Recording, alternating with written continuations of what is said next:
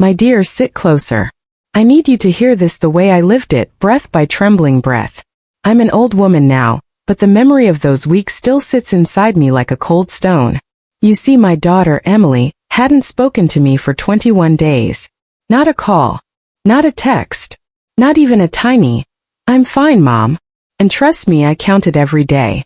The silence wasn't ordinary. It felt wrong. Like something was hiding inside those quiet hours, something breathing behind the walls, waiting for me to step close enough to hear it. The trouble didn't start with a fight, or some misunderstanding the way people assume. No, it began with a message.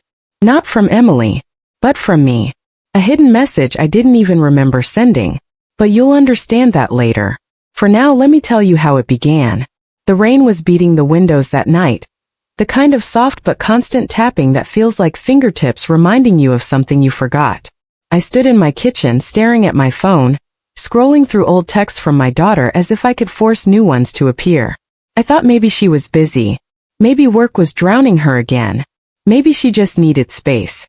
That's what I told myself so I wouldn't think about the darker possibilities creeping into the corners of my mind. But mothers, especially grandmothers, we feel things in our bones before they happen. And my bones were screaming. I tried calling her again. Straight to voicemail. Then her phone turned off completely. That was the moment I felt the shift. Like the house itself inhaled and held its breath. A draft crawled up my spine. The kitchen lights flickered. And somewhere down the hallway, a floorboard cracked under a weight I couldn't see. I tightened my red sweater around me and whispered, "Emily, why won't you answer me?" But there was no reply. Only the faint hum of the refrigerator, and the whisper of rain slithering down the glass. On the morning of day 22, something strange happened. I woke up at 4:17 a.m. not because of a nightmare, no, but because I heard footsteps. Slow, dragging footsteps from the attic. The attic no one had entered in years. The attic where I kept old boxes, photographs, and memories I no longer had the courage to face. I froze in bed listening. One step. Another. Pause. A soft thud like something dropped. My heart hammered so loudly I thought it would break my ribs. But I forced myself to sit up, because I'm not the kind of grandmother who hides under blankets. No, life made me stronger than that. I slipped on my slippers, grabbed my cane, and made my way up the creaking staircase. Each step groaned under my weight, and the house felt colder the higher I climbed.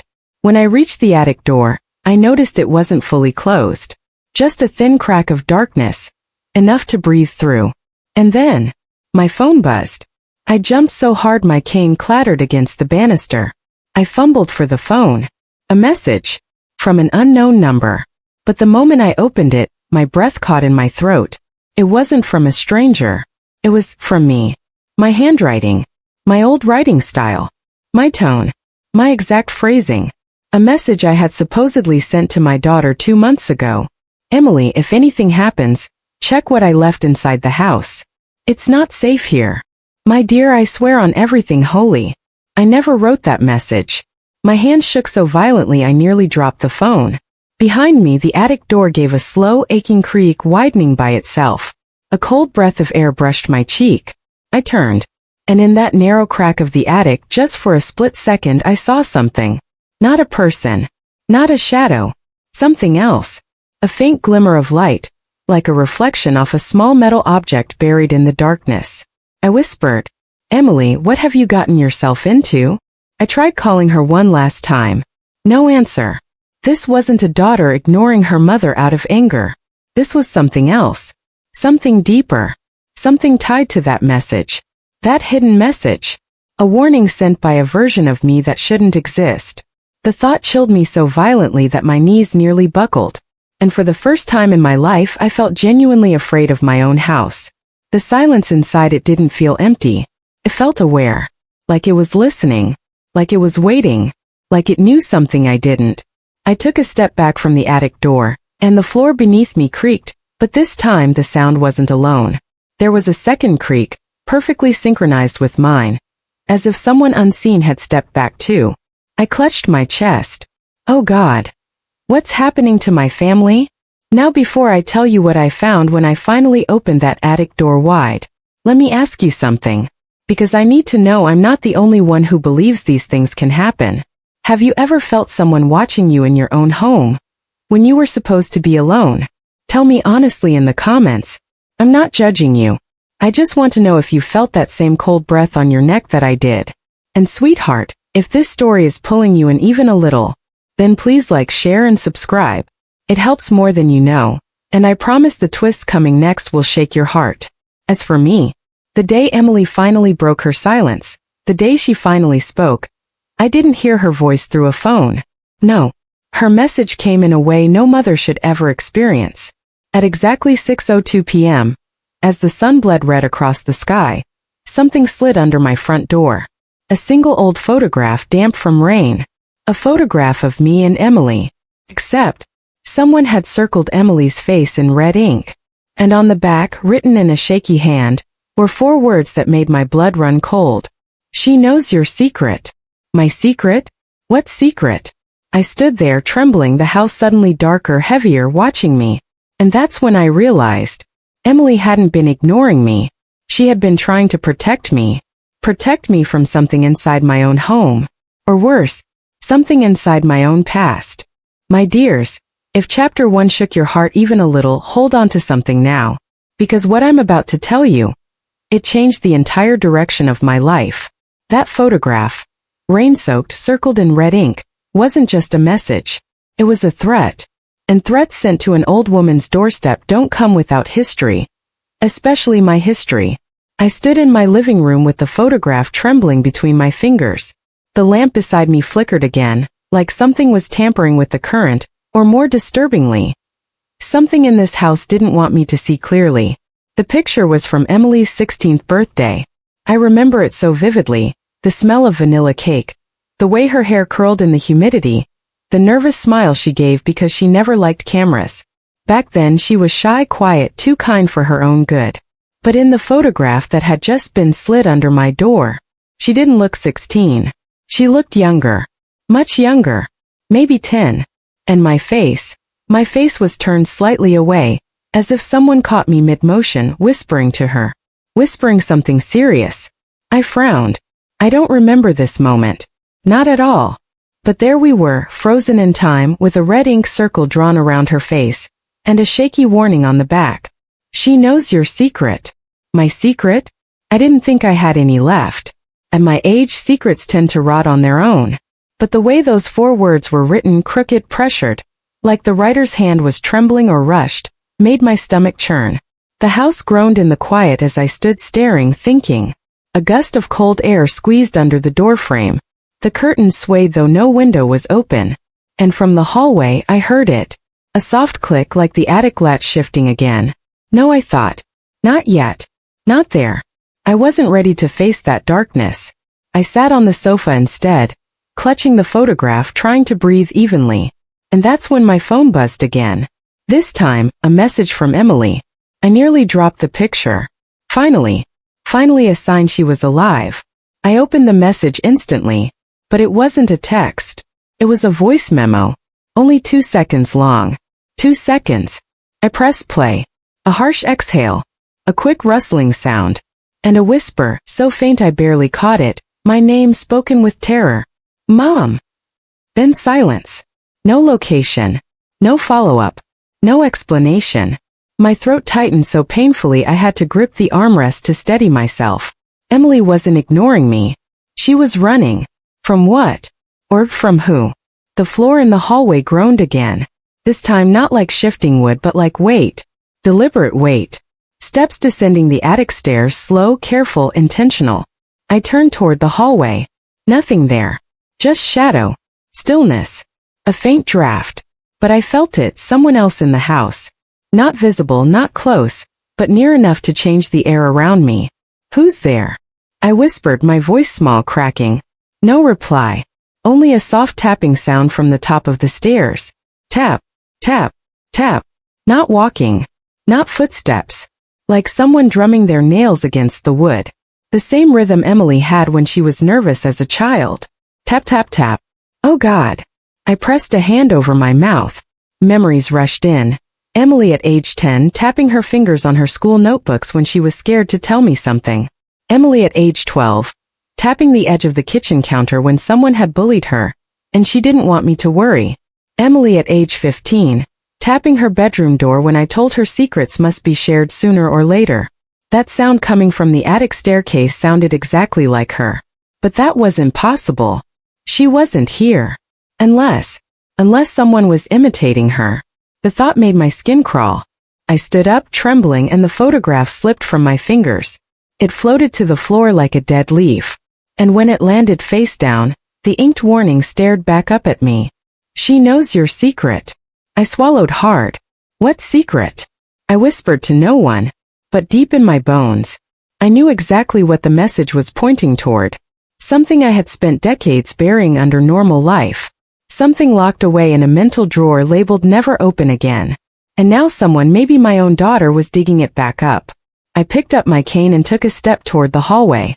My old house had never felt so alive. The walls seemed to exhale cold air. The pictures on the wall felt like eyes watching my every movement. And the wooden floor trembled beneath me like a heartbeat. I reached the bottom of the attic stairs. The tapping stopped. Silence.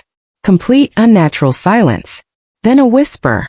A woman's whisper. Soft. Close. Right above me. Come upstairs.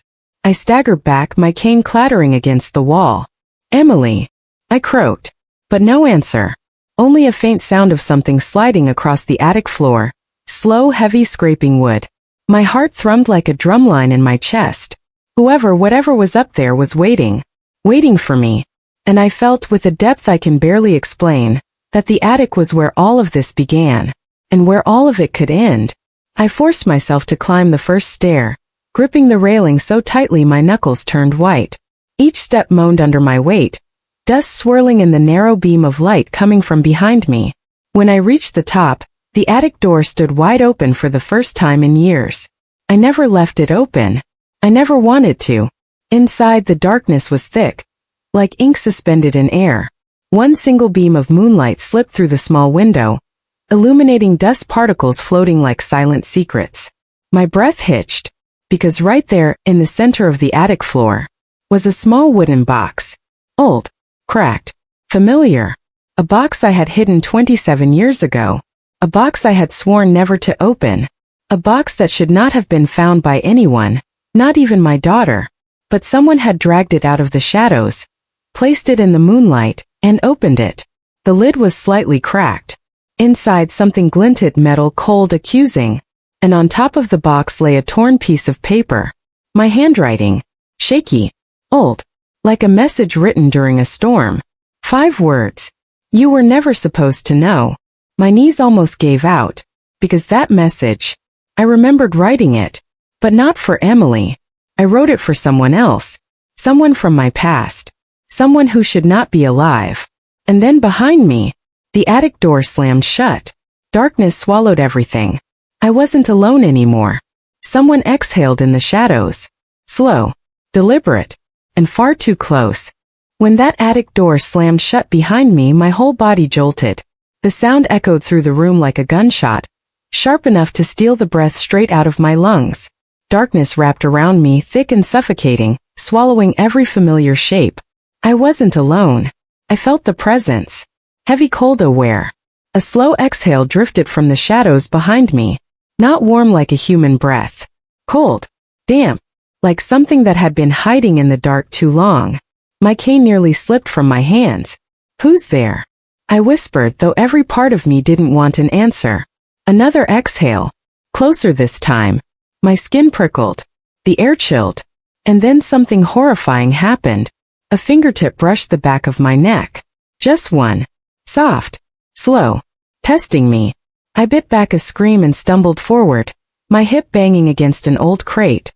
My breath shook violently as I turned toward the sliver of moonlight shining on the wooden box in the center of the attic. The box. The one someone had dragged out. The one hiding the past I'd buried. I forced myself toward it because turning my back to the darkness felt worse than anything inside that box. My hands trembled as I knelt, bones aching. The moonlight glimmered across the metal object inside. A small silver locket, scratched and dented with age. I hadn't seen this locket in 27 years. Why now? I whispered. Because this locket wasn't just jewelry. It was evidence. Evidence of a truth I had never told Emily. A truth that destroyed someone. A truth I earned guilt from every day of my life. I swallowed and picked it up, and instantly I felt the temperature drop again. My lungs tightened as if the air itself grew heavier. And then, the whisper came again.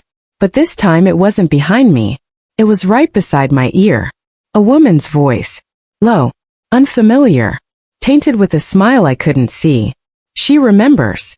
I gasped and swung my cane wildly, hitting nothing but air.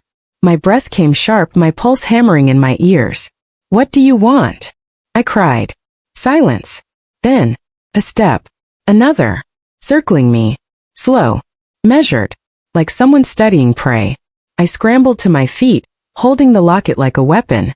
The attic suddenly felt smaller, the darkness thicker, closing in on me. Show yourself. I shouted, though my voice cracked at the edges. Something shifted in the far corner of the attic. Moonlight caught a faint silhouette. Not a person. Not a shadow. Something in between. And then, it moved. Not walked. Not stepped. Just shifted. Like a shape changing its position without moving its limbs. My knees nearly gave out. Then my phone buzzed in my pocket. A vibration sharp enough to slice through the tension. I grabbed it like a lifeline. Another message from Emily. My chest squeezed. I opened it instantly. A single line of text. Mom, don't let it touch you. My heart froze. Touch me? She knew. She knew something was in this house with me. I wrote back with shaking fingers. What is it? 3 dots appeared. She was typing. Then they vanished. Peered again. Vanished. Finally, a voice memo came through. 10 seconds. I pressed play. Static. Harsh, grinding static. A faint cry in the background. Then Emily's voice, broken, terrified. Mom, don't trust the shadows. It knows the secret. It knows what you did. And it. The memo cut off. Cut off. Not ended. Cut off. Something stopped her. My throat closed. Tears stung my eyes, not from sadness, but from absolute terror. Behind me, the silhouette shifted again. Closer this time. I clutched the locket in my palm and forced myself to breathe. You're not real, I whispered to the dark, though even I didn't believe it. You're a memory. A trick of this old house. A low whisper circled me again. Liar.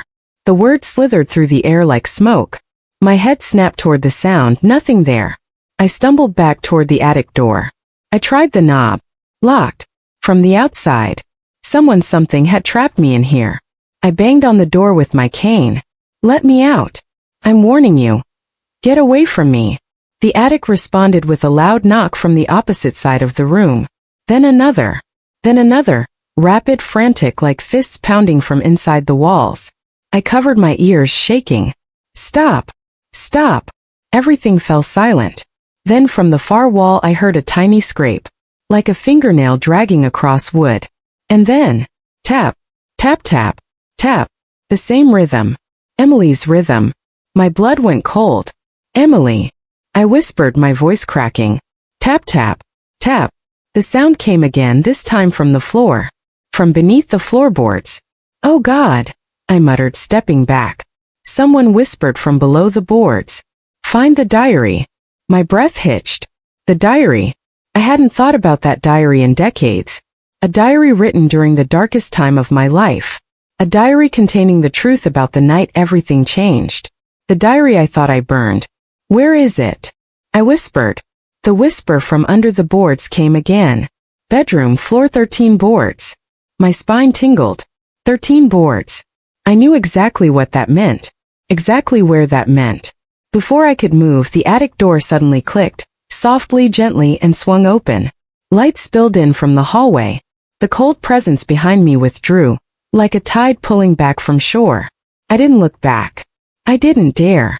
I stumbled out of the attic, my breath shaking, my palms sweaty against the silver locket. The moment my foot hit the hallway floor, the attic door slammed shut again behind me, so violently that dust rained down from the ceiling. I leaned against the wall, panting. Emily, I whispered, clutching the locket. What did you get us tangled in? And then down the narrow hallway, my bedroom door creaked open by itself. Slow. Inviting. A draft curled outward, cold enough to sting my cheeks. The message whispered under the floorboards echoed in my mind. Bedroom floor 13 boards. I tightened my grip on the locket, because I knew what was buried there. And I knew that once I lifted that 13th board, everything I'd hidden for nearly 30 years would finally rise to the surface. Everything. My bedroom door drifted open on its own, moving so slowly it barely made a sound. The air leaking from inside was ice cold, unnatural sharp, like winter breathing against my skin. I tightened my grip on the silver locket in my hand and stepped toward the doorway, each footstep heavier than the last. The hallway behind me dimmed, as if the house wanted to push me forward, toward the truth I had buried long ago. 13 boards, I whispered. Lord help me. Inside my bedroom everything felt wrong. The curtains hung stiff without a breeze.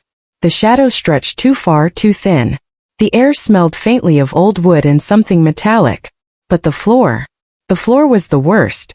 The moment I stepped in, the boards gave a low groan like they recognized me. Like they remembered what I hid beneath them. I knelt slowly, my joints screaming in protest, and began counting the wooden planks from the far corner of the room. No 3. My voice sounded small, fragile. My heartbeat quickened. Sweat dampened my palms. 6, 7, 9. My breaths grew shallow. 10, 11, 12.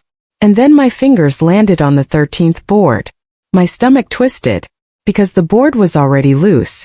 Not by age. Not by accident. Someone had lifted it before me. Someone had been here. I swallowed hard and slipped my fingernails under the edge. The wood was cold, unnaturally cold. I pried it open with a soft crack. And there it was. The diary. Thin. Worn. Wrapped in a faded ribbon I tied nearly 30 years ago. A ribbon that wasn't supposed to still exist. I lifted the diary slowly. Dust swirled off it like smoke as my hands trembled. The moment it touched my palm, a whisper slid through the room. Finally. I jerked my head toward the corner. No one. Only an empty dresser, a mirror and shadows stretching too long. No, I whispered. No more games. Because this diary, this was the beginning of everything. The diary covered the year Emily's father vanished. The year I lied to protect her. The year I hid something I couldn't bear to face. I sank onto the edge of my bed, clutching the diary. My breath fogged in the cold air. The house was too quiet, as if it held its breath waiting for me to read. My thumb brushed the ribbon. It fell apart instantly, crispy with age, and the diary opened to the first page. The ink was faded, but my handwriting was unmistakable. If anyone ever reads this, I'm sorry. My chest tightened. My throat closed. Tears blurred the words. I flipped the next page. He found out. He knows about the child. I froze. The child? I whispered it aloud even though I knew the answer. Even though I knew who that child was. Emily. My Emily. I kept reading. He said he'd take her. He said she wasn't safe with me. That I didn't deserve to raise her. That I would ruin everything. My breath shook. I couldn't let him. I couldn't. A cold breeze swept through the room, making the pages flutter wildly, like invisible fingers flipping through them. The shadows on the wall stretched, twisted, almost arching over me. Then a whisper drifted behind my ear. You remember what you did. I slammed the diary shut, my heart thundering. No, I whispered, choking. I won't listen to you. I did what I had to. I protected my daughter. But the whisper came again, this time from the mirror. Yes, but you didn't protect him. My eyes shot to the mirror. The glass rippled, like something was breathing behind it. For a split second, a blurred silhouette appeared, tall, dark, leaning close as if trying to step through. I stumbled back, clutching my chest. No, you're gone. You're gone. The mirror shivered again, then stopped. Cold silence fell over the room. I forced myself to steady my breath and reopened the diary, flipping to the final entry. The one I dreaded most. Tonight it ends. Tonight I make sure he won't take her from me ever again. If anyone finds this, forgive me. A tear slid down my cheek. My voice broke. I never meant to hurt anyone. I only wanted to keep my baby safe. The lights in the room flickered. The shadows on the wall twitched. And from somewhere deeper in the house, a soft sound echoed down the hallway. Footsteps. Slow. Heavy. Coming toward me. I clutched the diary to my chest and wiped my tears. Emily, where are you? I whispered. My phone buzzed. A new message. From Emily. With shaking fingers I opened it. A photo. Blurry. Dim. Taken in some old building, brick walls, a single bulb overhead, and in the corner, Emily, bound to a chair. Her eyes were wide, terrified. Her cheeks streaked with tears. And behind her, a tall, shadowy figure leaned over her shoulder. The caption below the photo. Mom. He knows everything. My entire world spun. He. The one from the diary? The one I thought I'd gotten rid of? The one who threatened to take my daughter all those years ago? No, I whispered. That's impossible. He's dead.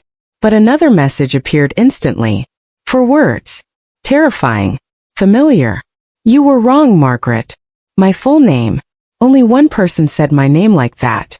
Only one. The screen shook in my hands. The house groaned around me. Cold crept up my back like fingers.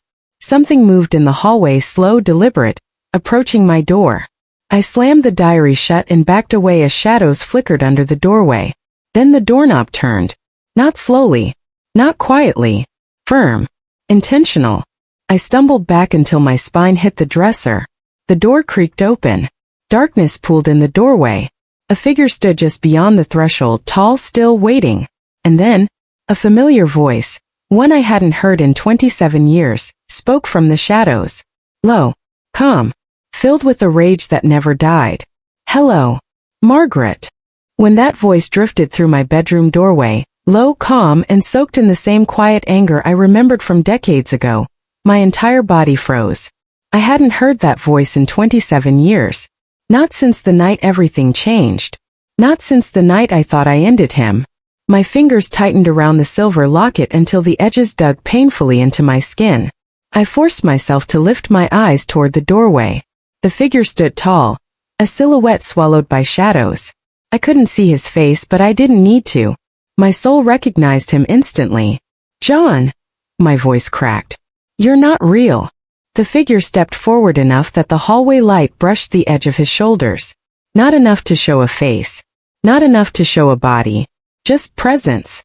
A presence I thought I had put in the ground long ago. He spoke again, slow, almost polite. Did you really think you could erase me, Margaret? My breath shook so violently I had to clutch the side of the dresser to keep from falling. I watched you die, I whispered. I watched the ground swallow you. I buried what was left. A soft, dark laugh echoed from the doorway. That's the thing about secrets, he murmured. They always find a way back. I shook my head. No, this house is playing tricks. I'm old. I'm scared. You're in my mind. You're not here. The silhouette stepped closer. Then closer. The air around me tightened as if the walls were pulsing with dread. You think I'm a memory? The voice tilted, almost amused. Memories don't take your daughter. A wave of nausea washed over me. Where is Emily? I whispered. What have you done with her? He didn't answer. Instead, he took another slow step forward, and my bedroom lights flickered so violently that shadows danced across the walls like broken wings. I warned you, he said. I warned you all those years ago. She wasn't safe with you. She's my daughter. I snapped. Silence fell for a long moment. Then he whispered. She was mine first. My skin went cold. My heart stuttered. No, I whispered. No, she wasn't. I told you the truth, she wasn't yours. She never was. The voice sharpened, slicing the air. Lies, Margaret. You've always been a liar. I stumbled back until my shoulders hit the window frame. My gaze darted toward the diary lying on my bed, the truth waiting for me like a wound I never let heal. Those were your words, he hissed, written in your pretty little diary. But you never told the whole truth, did you? The shadows near his feet curled upward like smoke. Tell them, he whispered. Tell them what you did to me that night. My throat tightened until breathing hurt. I didn't want to remember. I didn't want to go back there. But he pushed again, louder this time. Say it. Images flashed in my mind. Rain. Screaming. A shovel. A struggle. A final blow. I protected her, I whispered. The words cracked like glass. Say it, he growled. I pressed a trembling hand to my chest. I killed you. The house trembled.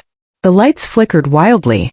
The shadows behind him stretched like something was rising from the floor. Then his voice softened, almost tender. No, Margaret. You tried. A cold rush of dread spread through me like poison.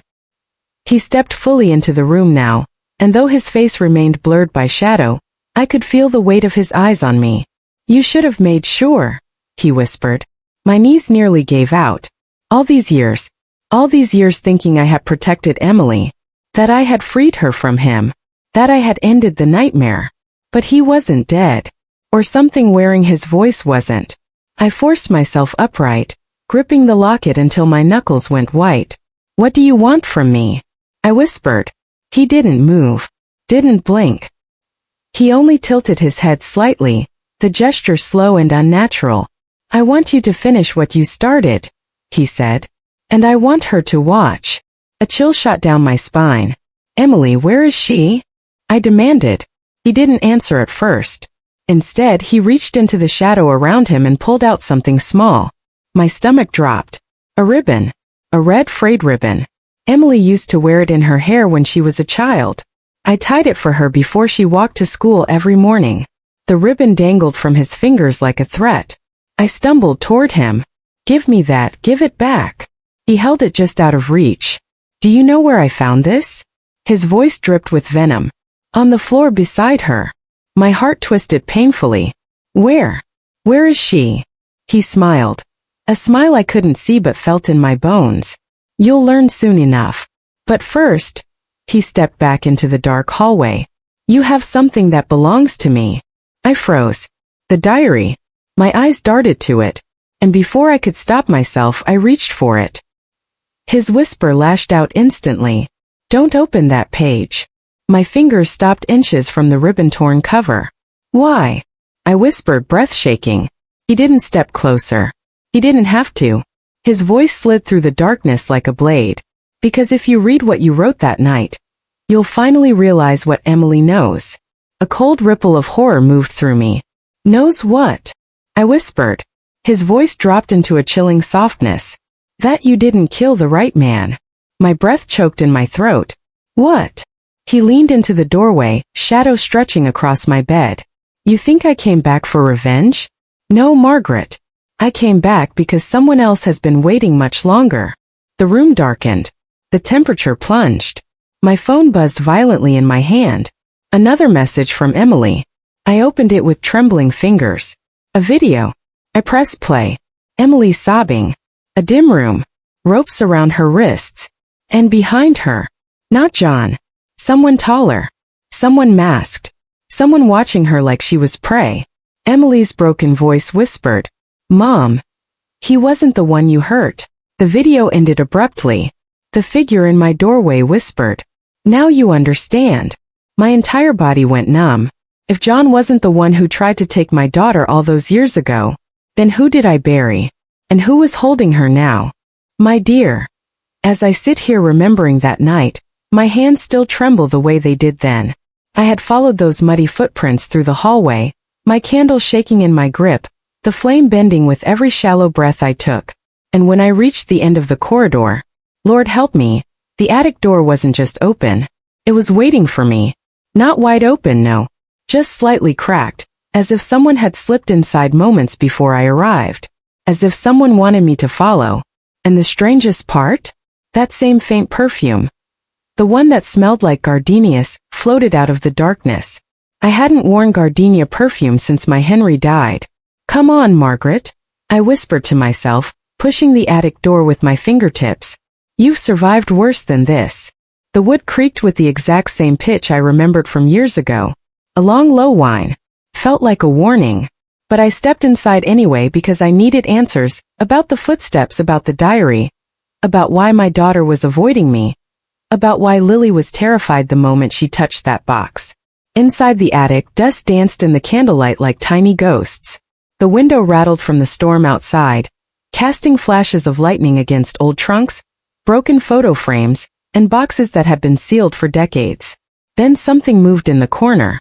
Just a tiny shift. A shape straightened. I froze so hard my heart stopped beating.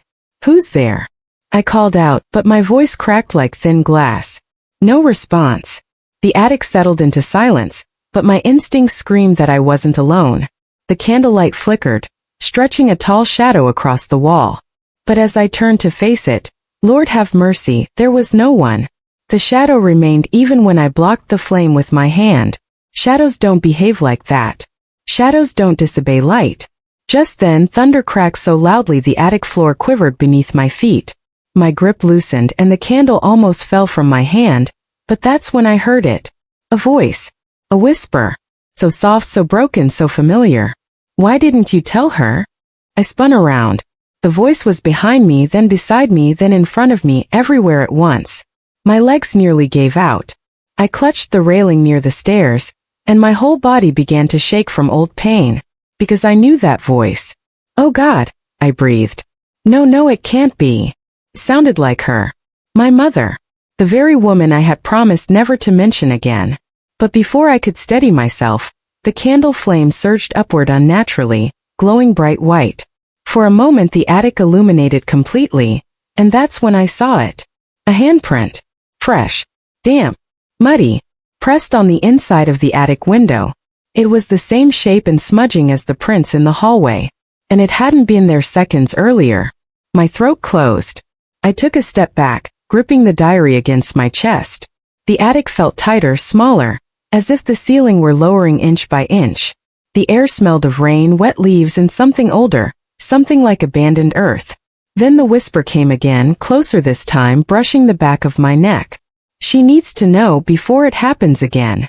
I spun around so fast the candle sputtered. "Who are you? What do you want from us?" But the attic remained still. Only the diary seemed to react, growing heavier in my hands. Felt almost warm. Alive. My thumb brushed the edge and the dried petals inside released a faint scent, the same gardenia perfume. My mother's perfume. Suddenly, memories I had spent a lifetime burying broke through the walls inside my mind like a flood. Her locked room. Her late-night crying. Her handwritten letters she never let me read. Her constant warning. Margaret. Some truths are not meant to sleep. My knees weakened. I sat on the old trunk near the window, breathing in short, painful gasps. "If you're really here, if you're really trying to tell me something, then help me understand. Please." The attic answered. A breeze swept across the room, though there were no open windows. The candle flickered violently, and a single envelope slid out from between the diary's pages. An envelope I had never seen. Its paper was brittle, edges curled with time. On the front, in my mother's unmistakable handwriting, were 5 words. "For Margaret when she is ready." My eyes filled with tears. "Oh, Mama." Hands trembling, I tore it open. Inside was a short note, written in fading ink, like she wrote it in a rush or fear. "If you found this, then the past has returned. Your daughter will face what you refused to face. The curse begins with silence. Break it, or the next generation will suffer what I could not save you from." My body went cold. A curse? My mother was a fragile woman, a gentle soul. She never spoke of curses, never believed in them, never. But then I remembered the shadows under her eyes, the locked letters, the footsteps she claimed followed her when no one else heard them, the way she used to wake up screaming in the middle of the night, clutching her chest and calling my name. What if she wasn't sick? What if she was warning me? Just then a thud shook the floorboards behind me. I jumped up, clutching the candle. Footsteps, quick, frantic, raced down the attic stairs. Not the slow creak of old wood settling, but human footsteps. Someone was running through my house. "Lily," I called, panic rising. "Is that you? Answer me." No answer. Lightning flashed, revealing that the attic door was swinging wildly, as if someone had slammed it open with force. I grabbed the railing and hurried down the stairs, nearly tripping in my urgency. As I reached the bottom, another sound made my blood run cold. A soft, terrified sob, coming from Lily's old bedroom. I rushed toward it, the candle throwing long, jagged shadows along the hallway. My heart was pounding so hard it echoed in my ears. When I reached the doorway, I froze. The sight in front of me stole the breath right out of my lungs. Because Lily, my sweet granddaughter, was sitting on the floor with her back against the wall, Her knees pulled to her chest, shaking violently. Tears streaked her cheeks. Her eyes, wide, unfocused, stared not at me but at something behind me. Something I could not see. Something she whispered about in a trembling voice. It was here. Grandma. It was standing right next to you. I slowly turned, and in the reflection of the window, distorted by rain, I saw the faint outline of a woman standing behind me, wearing a dress that looked just like my mother's, and she was pointing at Lily, as if warning us both. Time was running out. I can still feel that moment, my dears, when the attic shadows followed me into Lily's bedroom. The house had become a living thing, breathing with us, pressing us against its walls, whispering secrets we weren't sure we wanted to hear. And yet I had no choice. My daughter, my granddaughter, they were counting on me. And the truth had waited for decades. Lily's tiny hands trembled in mine as I knelt beside her. "It's okay, baby," I whispered, though my own voice shook. "Grandma's here. I'll protect you." But protect us from what? That was the question gnawing at my soul.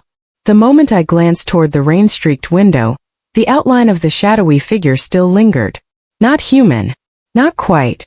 Something unnatural. And yet somehow familiar. Then I remembered the envelope, the note from my mother, the cursed warning. My hands shook as I opened it again, reading the lines under the faint candlelight. "Your daughter will face what you refuse to face. The curse begins with silence. Break it, or the next generation will suffer." Silence. That had been the weapon all along. Emily's absence for weeks. It wasn't anger or rebellion or misunderstanding. It was her way of protecting us.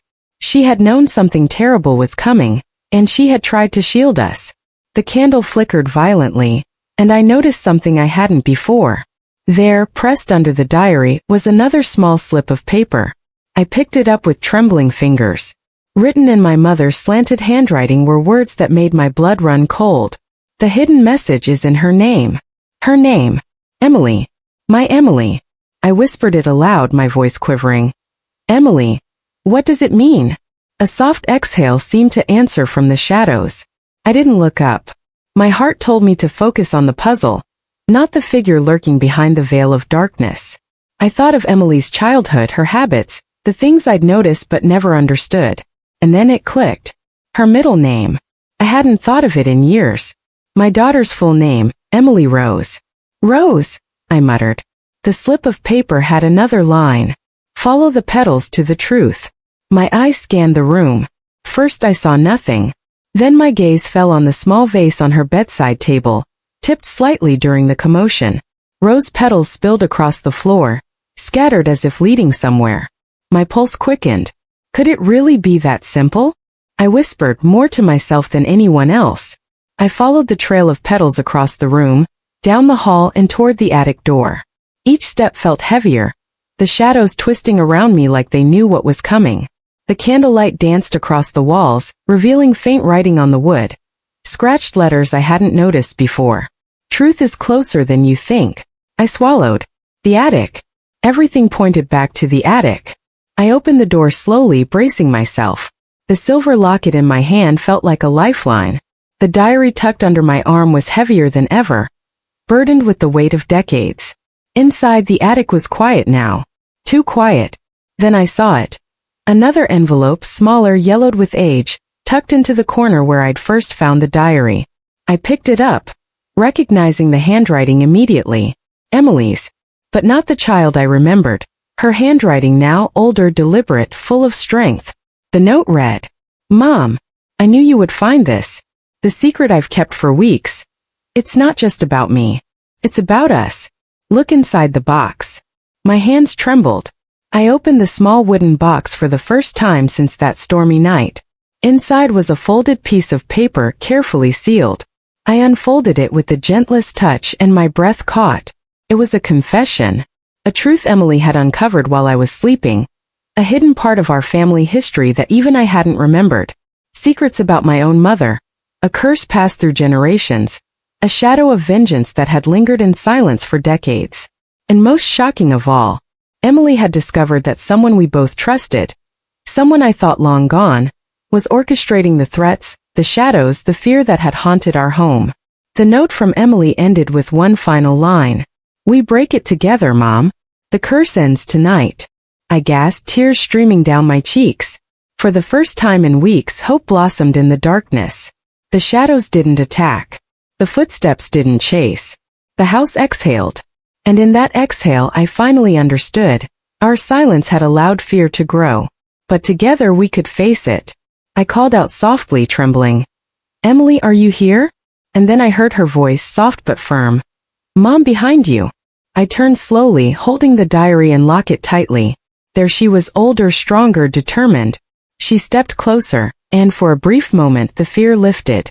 We were together. The storm outside mirrored the storm inside, but we faced it side by side. I opened the folded confession in my hands and whispered each word aloud. Emily followed, repeating them with me. And as we spoke the truth, the shadows recoiled. The cold air softened. The dark whispers dissolved into silence. The hidden message, the secret that had kept us apart, that had threatened our lives, was revealed at last. And then the twist. The figure I had feared all these weeks, the shadow I thought was my past returning, was never my mother nor John. It was an ancient guardian of the family curse. It had lingered for generations, waiting for the truth to surface. The curse could only be broken when 2 generations acknowledged the secrets openly, together. And tonight we did. Emily and I held hands, reading aloud the last words of the diary, our voices trembling but strong. And as we spoke, the attic light grew warmer, the shadows receding like waves retreating from the shore. The house exhaled one final time, peaceful, alive, free. I sank to the floor, exhausted but triumphant. Emily knelt beside me, her head resting against my shoulder. "Mom," she whispered, "I knew you'd remember. That's why I sent the message. That's why I kept the diary hidden for weeks, to make sure you were ready." I nodded, tears falling freely. "I'm so sorry, baby. I should have trusted you sooner." And in that moment the storm outside cleared. The night no longer felt heavy with fear. The curse, the shadows, the silence all lifted. We were together. Finally. And as I looked at my daughter, my granddaughter, my home, I realized that some messages are hidden not to frighten us, but to teach us the courage to face what we've been avoiding for generations. The hidden message had changed everything. And now we could finally breathe.